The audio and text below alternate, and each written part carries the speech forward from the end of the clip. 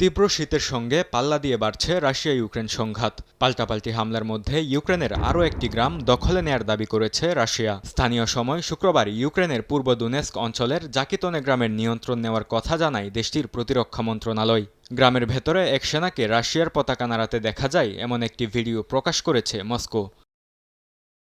UNICEF বলছে, তীব্র শীতে হাইপোথার্মিয়া বা শরীরের তাপমাত্রা স্বাভাবিকের চেয়ে কমে যাওয়ার উচ্চ ঝুঁকিতে রয়েছে ইউক্রেনের শিশুরা। তাপমাত্রা হিমাঙ্কের নিচে নেমে যাওয়ায় পরিস্থিতি ভয়ঙ্কর হয়ে উঠেছে। তীব্র ঠান্ডার মধ্যে জ্বালানি অবকাঠামোতে রাশিয়ার হামলায় ধ্বংস হয়ে গেছে অধিকাংশ বিদ্যুৎ উৎপাদন কেন্দ্র। মজুত কমে গেছে জরুরি জেনারেটর সেবারও।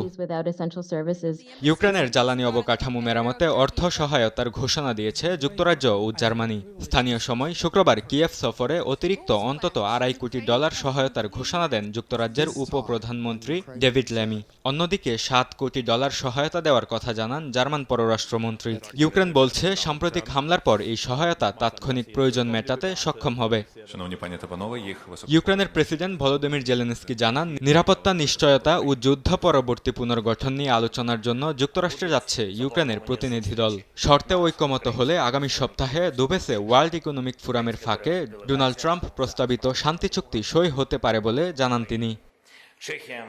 বরকতুল্লাহ, সময় সংবাদ।